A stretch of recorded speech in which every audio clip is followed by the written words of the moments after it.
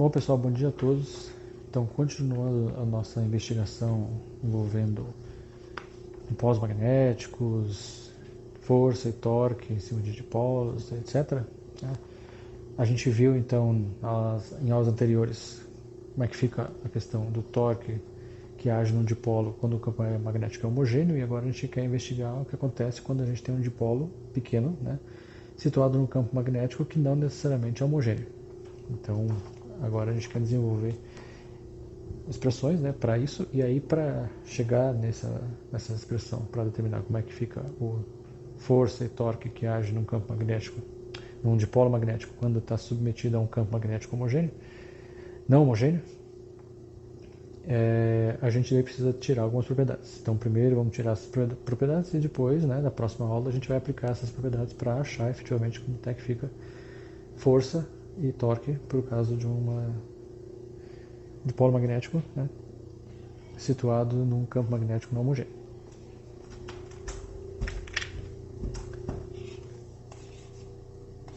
Então, nosso assunto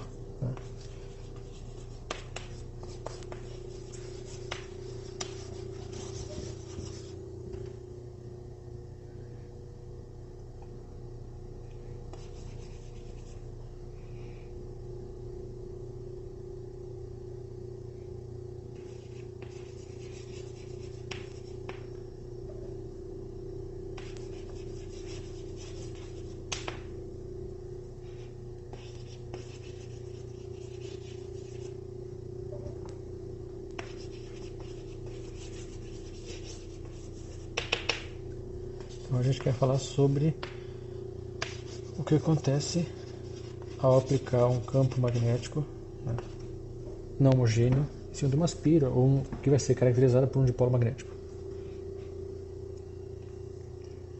Então, primeiro a gente vai, a ideia é que a espira ou o dipolo magnético é muito pequeno quando comparado com as dimensões envolvidas.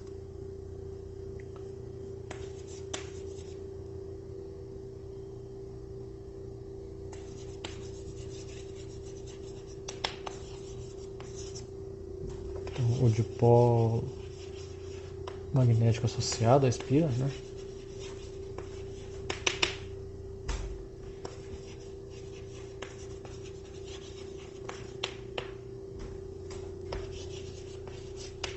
então ele é pequeno quando a gente compara com as dimensões envolvidas.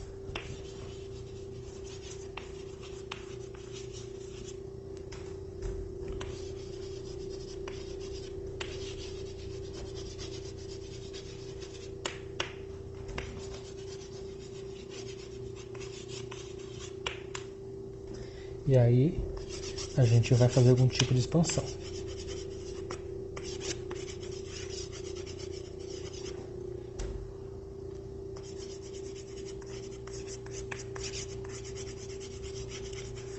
Com a expansão do campo magnético, no caso.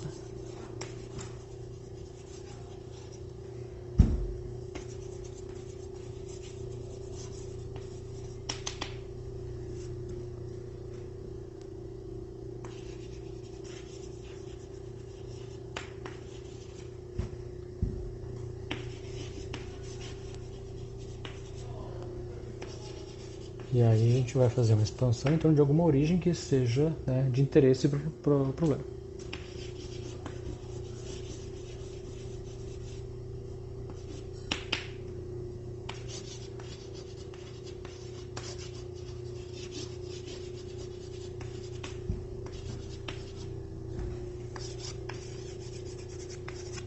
Então a gente vai ter alguma coisa do tipo B em R é igual ao B em alguma origem, e aí correções.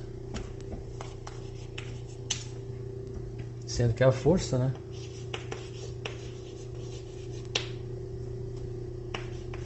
na forma exata,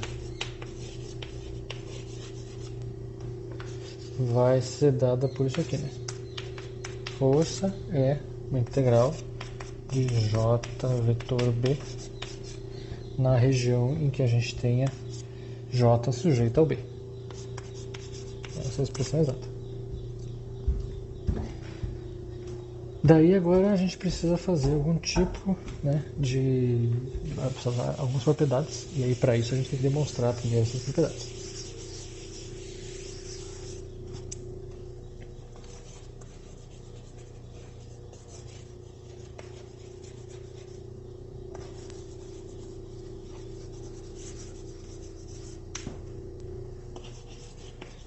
E essas propriedades aqui então vão ser utilizadas para poder voltar lá naquela expressão 100, né?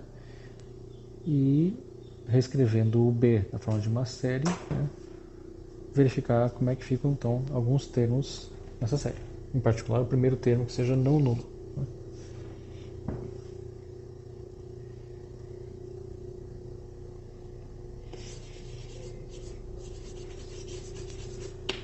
Então, primeira propriedade, né, basicamente a gente precisa desenvolver a integração por partes em 3D.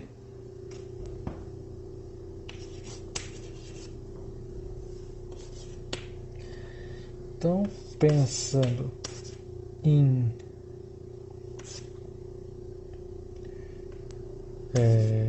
funções genéricas φ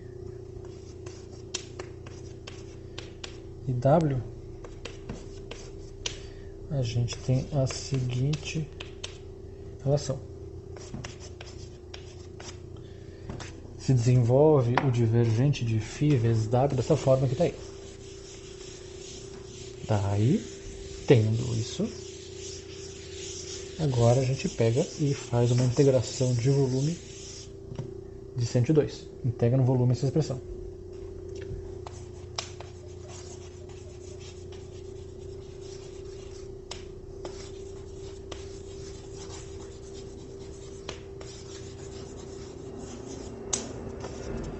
Então, pegando um certo volume, né, para poder fazer a integral.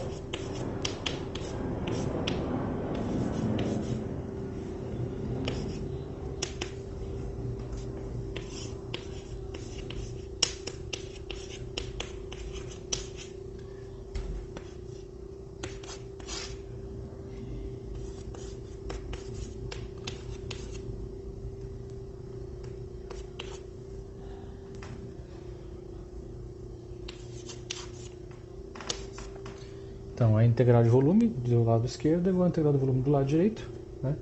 Φ é uma função escalar, W é uma função vetorial qualquer, né? Ou quaisquer, porque são mais de um. E daí a gente tem essa expressão e do lado de cá, né, a gente pode usar daí o teorema do divergente para transformar o lado esquerdo numa integral de superfície, e a gente pode pegar e passar uma dessas integrais para o outro lado, de modo que a gente fica com o seguinte. Então, usando o teorema do divergente e reescrevendo,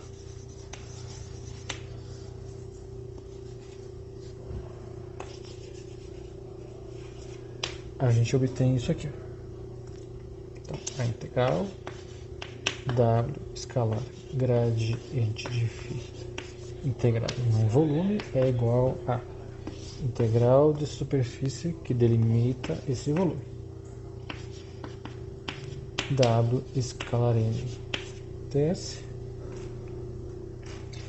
menos a integral de volume do φ divergente do W integrando no volume.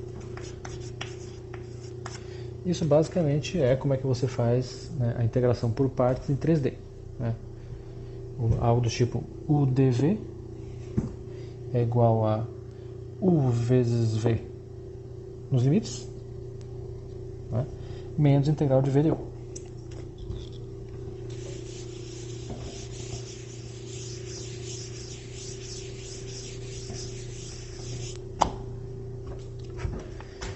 Tendo isso, que vale para qualquer função φ e qualquer função w, né, agora a gente pode pegar e fazer isso para nosso caso de interesse. Então a gente vai definir φ e w de um certo jeito.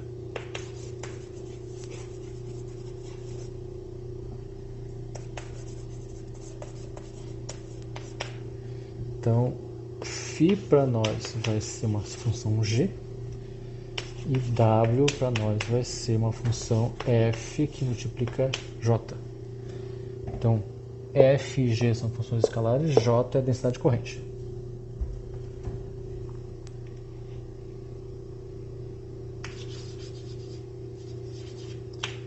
Então, voltando para isso daqui, usando essas expressões, né?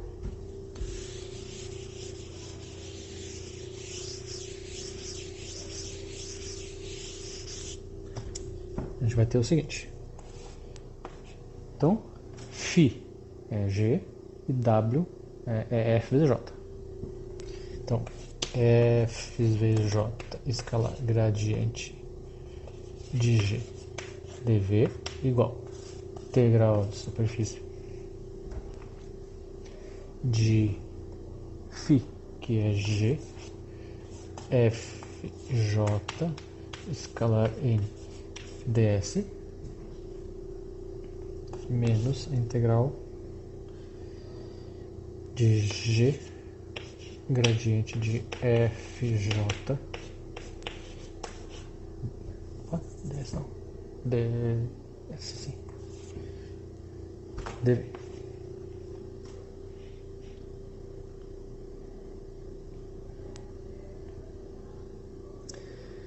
Então, para fazer esta conta, a gente precisa do g, do f e o importante no caso aqui é o j, né, calculados na superfície. E aí a gente tem que fazer j escalar em na superfície.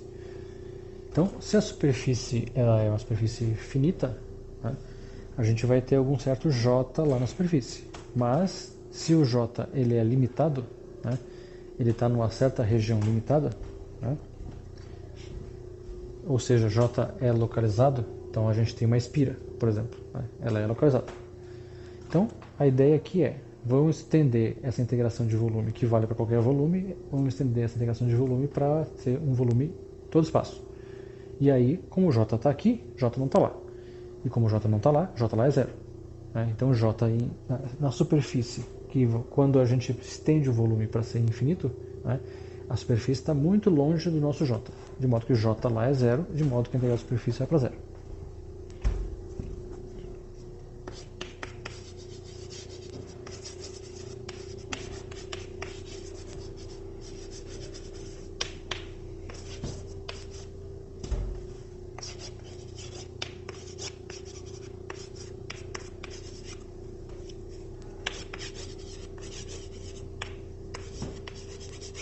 Então, estendendo V para ser todo o espaço, né, a integral de superfície vai para zero, porque J lá é zero.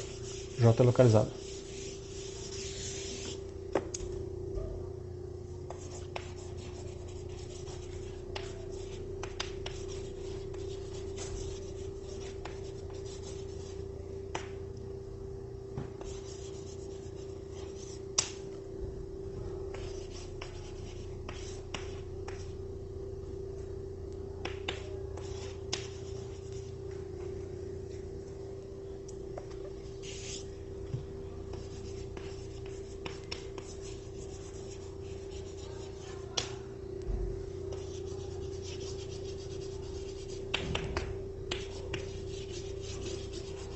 Então, quando a gente tem uma integral de volume em todo o espaço, né, a gente vai ficar com isso aqui, né? Fj escalar gradiente de G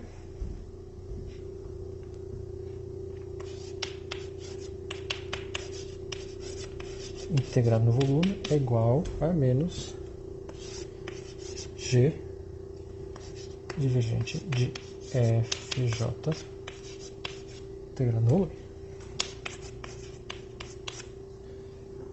E aí, como é volume infinito, né, a gente não coloca, né, um certo Vzinho para definir. A integral sem limites é a integral, né, em todo o espaço. Daí agora a gente tem que desenvolver esse produto. Então, divergente de f com j é igual a f divergente de j mais gradiente de f escalar j. Daí, na magnetostática,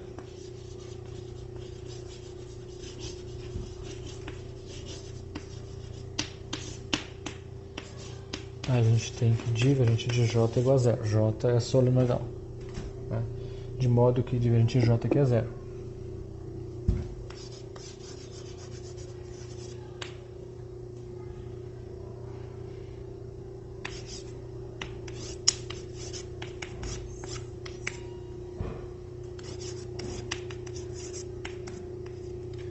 Então, o divergente de FJ é o gradiente de F escalar J. Aí a gente volta lá na 104.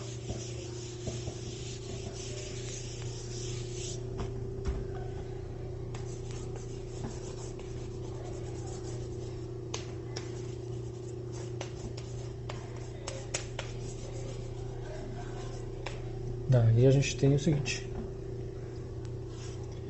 Integral, né, de volume,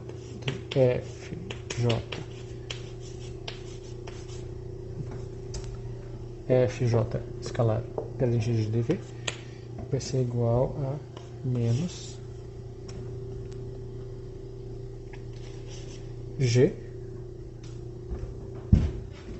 Então, G divergente de FJ, mas esse divergente de FJ é gradiente de F escalar J, né? Então, gradiente de F escalar J, né? E a gente pode trocar a ordem do produto escalar. Então fica GJ escalar gradiente de F dV. Então, FJ escalar gradiente de G, GJ gradiente de F. Então, menos e integrar todo o espaço. Isso é 105. E aí, de 105,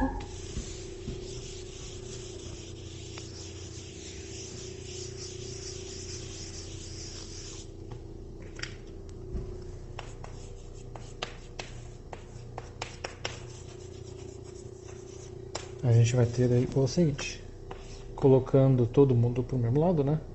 Então, FJ gradiente de G mais GJ gradiente de F integrado em todo espaço, integrado no volume, isso é igual a zero. Isso é uma propriedade.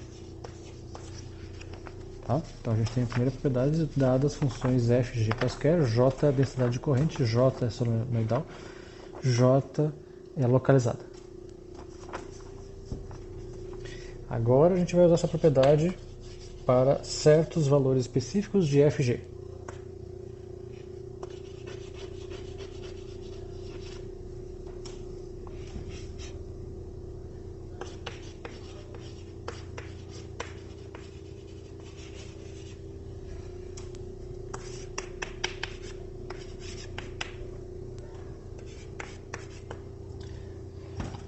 Então a gente vai usar essa propriedade para quando o f vale 1, número 1, né, é a função constante 1, e g é xi, sendo que i vai de 1 a 3, né, x1 é x mesmo, x2 é y, x3 é z. Então são as coordenadas retangulares.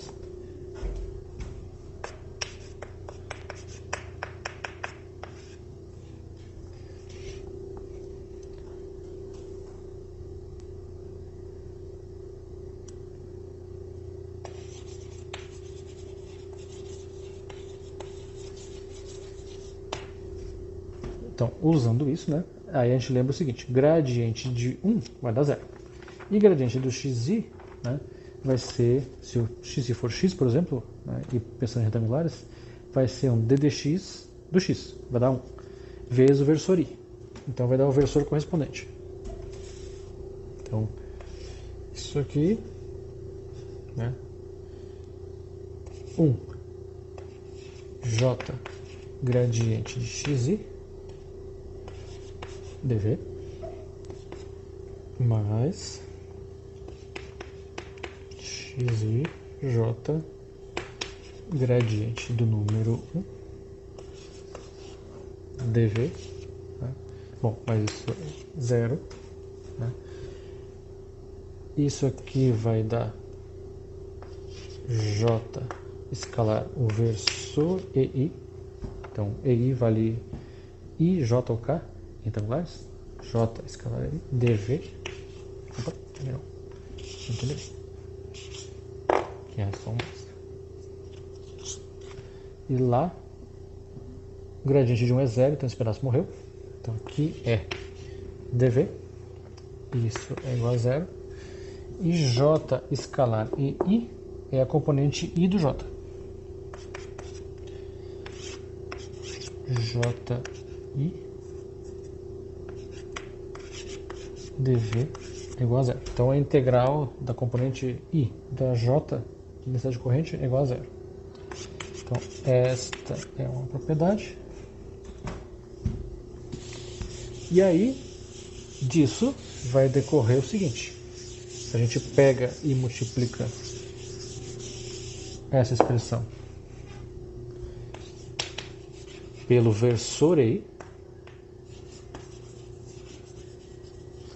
Então, EI, JI, estou multiplicando os dois lados pelo versor EI, vai dar 0, né? Não muda. JI vezes o versor EI é a componente JI.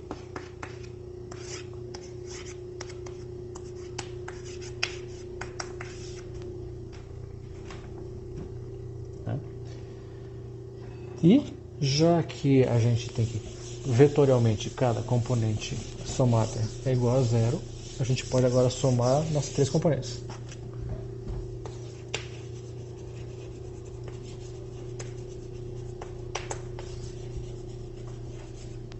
Então, somatório da integral JI dv vai dar 0.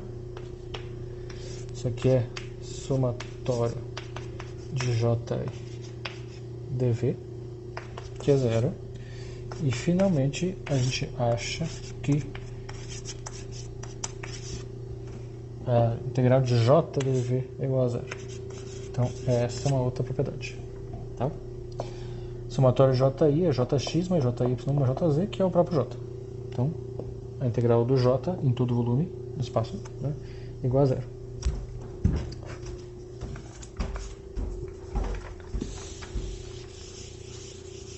Então a densidade de corrente integrada em todo o espaço, né, vai se anular.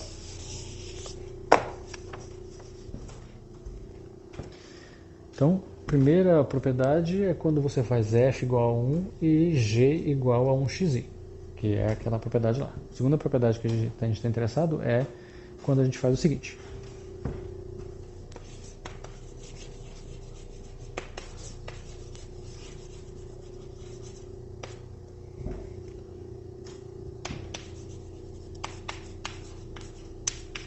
Então a gente quer f vai ser 1xi e g vai ser 1xj.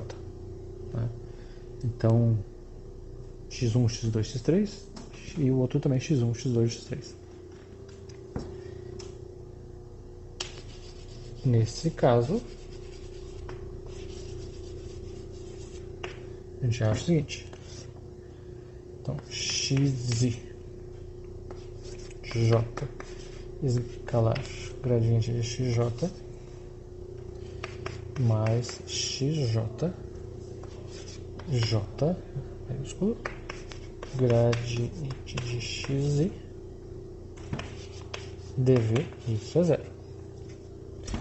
O gradiente de xi vai dar o versor EI. O gradiente de xj vai dar o versor EJ.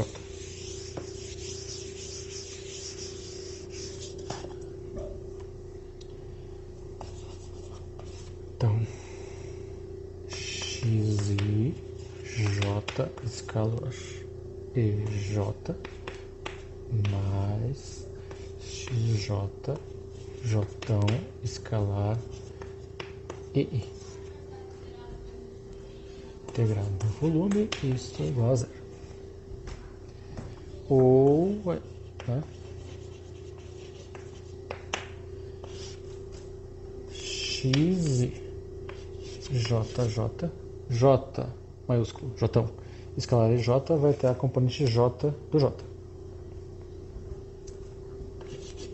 Integral em dv é menos xj ji dv.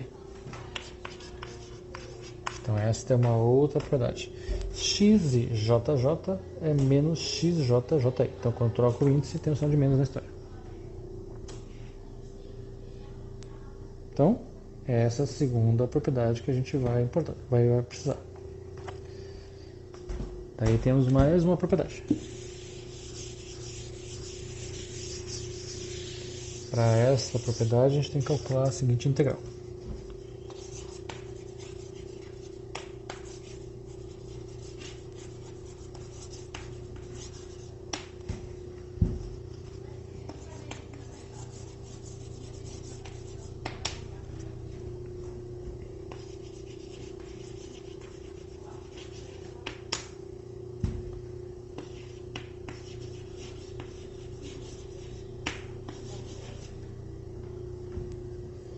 Então aqui a gente tem uma integral que é a seguinte.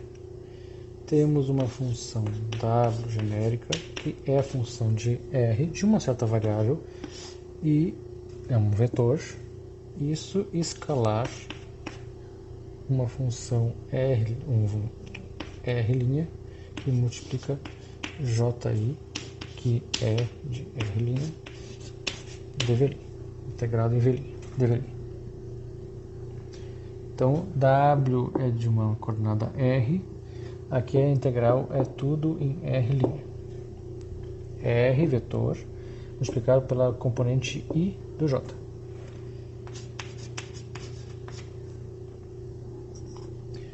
Ponto importante é que as coordenadas da integração e as coordenadas da função w são distintas, são diferentes. Como são diferentes, a função w para a integral é como se fosse uma constante. Então ela pode entrar ou pode sair, dependendo do que interesse que a gente tem. Então agora a gente vai querer trabalhar com isso daí.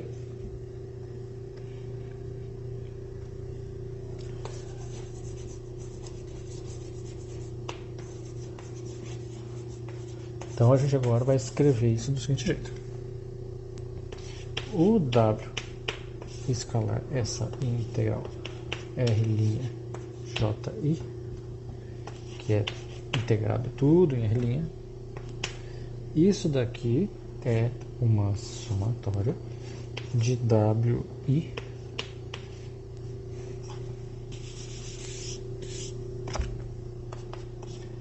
então escrevendo wi escalar integral, isso que é o w r' j, aliás, que para a gente não misturar tem que ser um outro índice. A gente já tem um ji aqui. Isso aqui. E esse EJ, quando faz o produto escalar com R', seleciona uma das componentes, a componente J desse R'. Então vai ficar assim. Somatório WJ integral XJ', JJ, aliás, JI, aqui JI, DV, linha.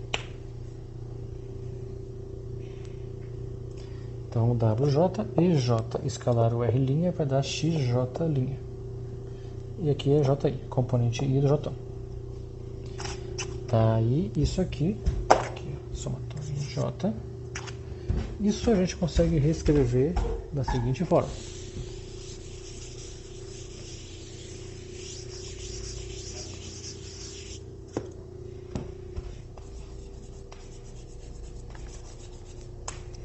Então, W escalar o R' J I develinha,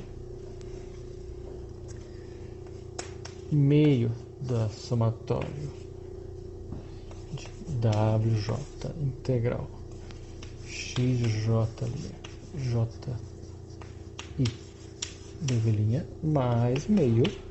Quer dizer, basicamente a gente pegou a somatória e separou em duas meias somatórias.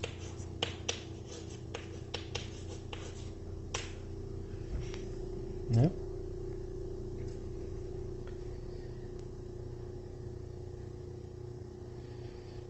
Que é 111. Daí agora a gente usa essa propriedade aqui, ó, x de JJ é menos XJJI. A gente usa essa propriedade para trocar essa daqui, ó. Então aqui XJJI a gente troca para XJJJ. E a gente fica com o seguinte.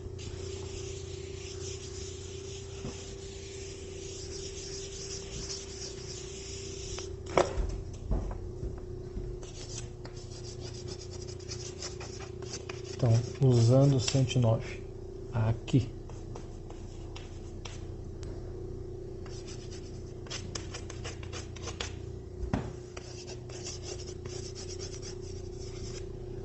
então a gente fica com o seguinte. Então, o nosso W, que é de R, escalar essa integral aqui, que é R' JI D' igual a menos meio, somatório J, WJ integral, e aqui fica x J1J, develinha, mais meio, somatório J, WJ integral, XJ', JI develinha. Ou né, o que dá na mesma coisa, menos meio, somatório J, WJ integral x JJ menos XJ' JI. Então, colocando em evidência menos meio e o somatório em WJ e a integral, né, x' JJ menos daí, menos coisa mais, né, XJJI. DV. Isso aqui. Legal. Daí agora nosso objetivo é reescrever 112 de um outro jeito que seja mais interessante. Para isso a gente tem que introduzir um tensor de Levi-Civita.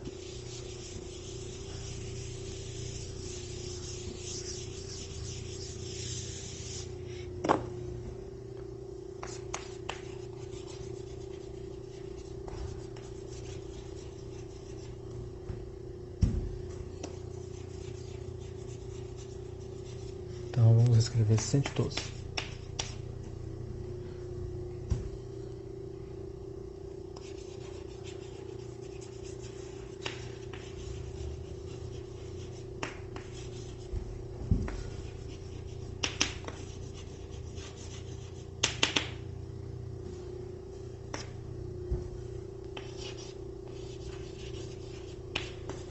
O tensor de Levi-Civita, ele é um tensor de terceira ordem, tem 3 índices e ele pode então ter 3 valores. Valor 0, quando I é igual a J, ou I é igual a K, ou J igual a K, ou os 3 são iguais. Então, se 2 índices são iguais, ele vale J. Ele vale 0. Daí ele vale mais 1. Se U é 1, J é 2, K é 3, ou permutação par disso.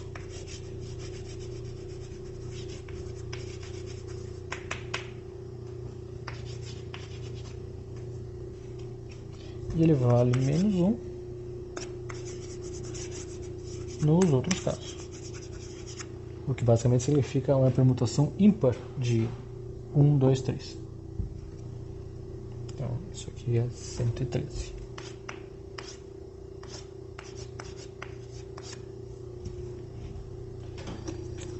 Então, só para ter exemplos de quanto é que esse troço vale, tá?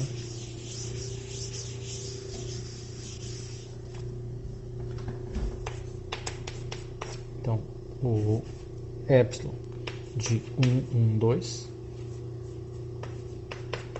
é 0, tem dois índices iguais. Epsilon de 2, 3 é 1, né? Mais 1, porque 2, 3 essa sequência. Então, entra neste caso aqui. Daí, epsilon de 3, 2 é menos 1, por causa que daqui 2, 3 a gente trocou uma vez só. Então, uma troca, uma permutação ímpar. Então, vale menos 1. Epsilon de 2, 3, 1. Então, a partir do 2, 3, né, a gente troca 1 com 2. Então, uma vez, fica 2, 1, 3. Aí 1 com 3 a gente troca de novo. 2, 3, 1. Então, isso daqui é mais 1.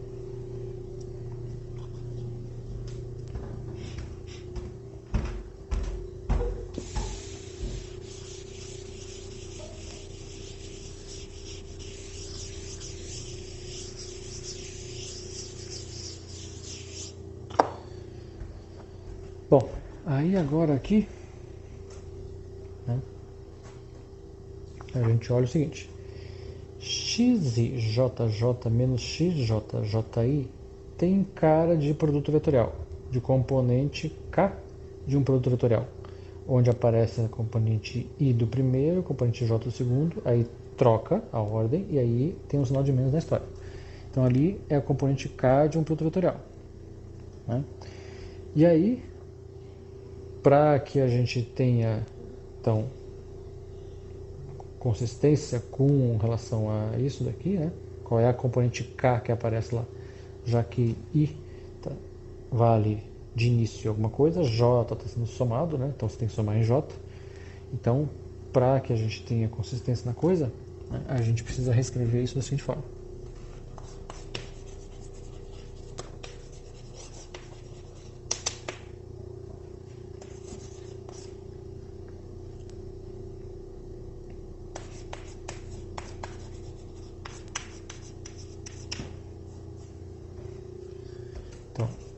W escalar integral de R' Ji EV' igual a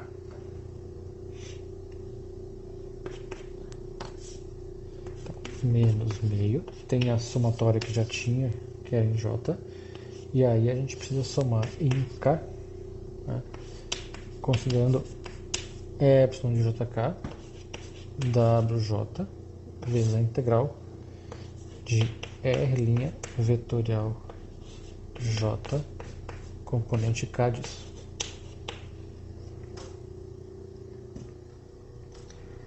Então, quando J é igual a K, isso aqui dá zero. Tá? Quando I é igual a J, isso aqui também dá zero. Tá? Que é o que você espera aqui, né? Quando I igual a J, é x'I JI menos x'I JI, que dá zero. Então, para que a gente consiga pensar, né, e estender isso para poder escrever isso cada vez mais de forma concentrada, né, isso daqui faz com que você elimine diversos termos aí que são zero, né, quando você faz a somatória em K, né, dessa coisa toda.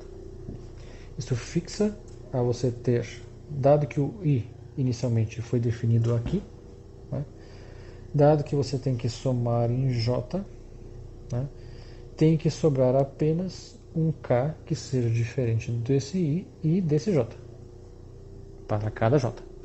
Né? De modo que aí, o modo de escrever isso usa esse epsilon de JK, WJ integral da componente K desse negócio. Porque a gente tem que somar em J, então J varia e o K correspondentemente tem que ser o K diferente tanto do I quanto do J.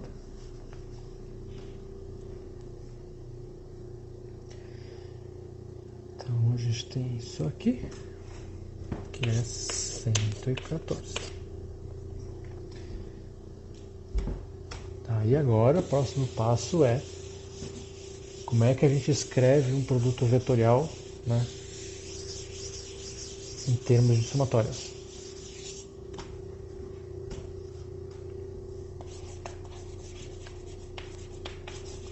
Para escrever um produto vetorial em termos de somatórias, a gente justamente usa o tensor de Levi-Civita. Então é uma somatório em 3 índices do epsilon IJK, AI, BJ e K.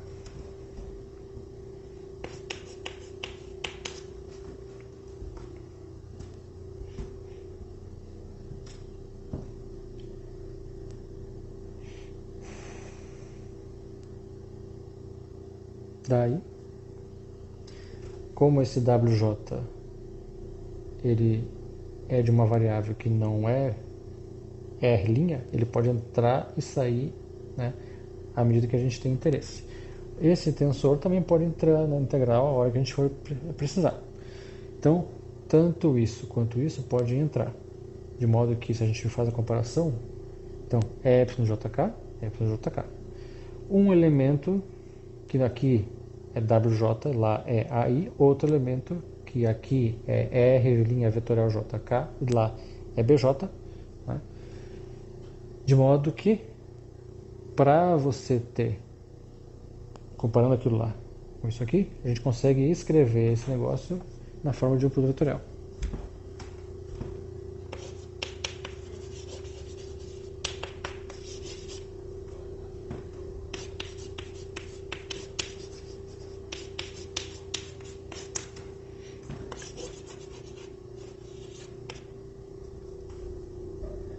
Então fica assim. W, que é de uma variável outra, R', J, I, D' igual menos W vetorial meio da integral de R' vetor J D'. Isso aqui é a componente I, então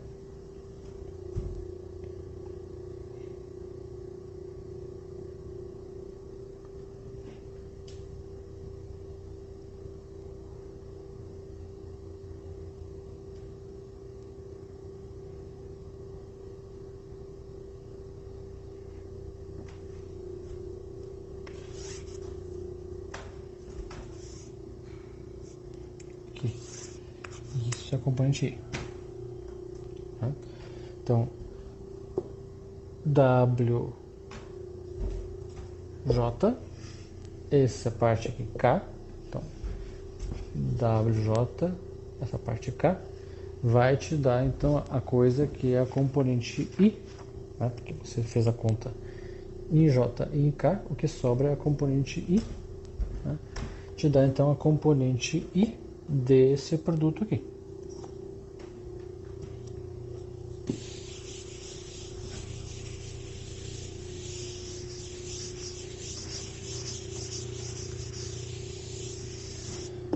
E aí, esse pedaço aqui,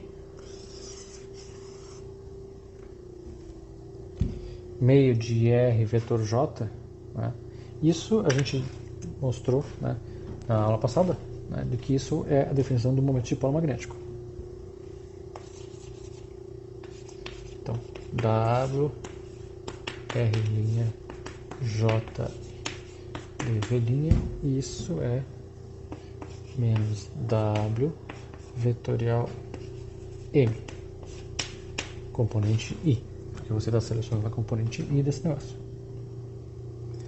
que é 116A. M é tudo isso aqui.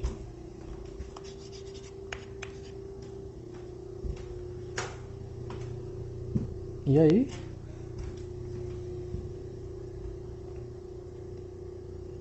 se a gente pega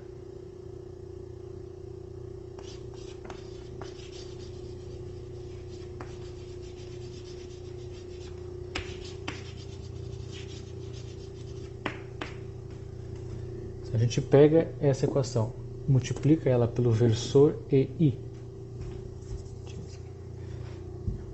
Multiplica pelo versor EI. Dos dois lados. Né? E depois considera a soma disso. Né? A gente pode escrever isso assim. W, que pode entrar ou sair da integral à vontade. J, que é linha, dv' é igual a menos W vetor M. Então a gente consegue escrever essa relação também na forma vetorial. Então basicamente aqui a gente pega, multiplica por EI, versor EI dos dois lados, então vai ficar JI vezes o versor EI. JI vezes o versor EI dá o vetor JI. Né? Esse aqui pode integrar, e daí a gente soma nas três componentes, somando os três J's vai te dar J total. Então assim a gente tem um escalar que multiplica um vetor, né? O resultado é um vetor. Então essa integral vale para qualquer vetor W que não é função dessa variável aqui. Tá? E aí a gente tem esse resultado aí.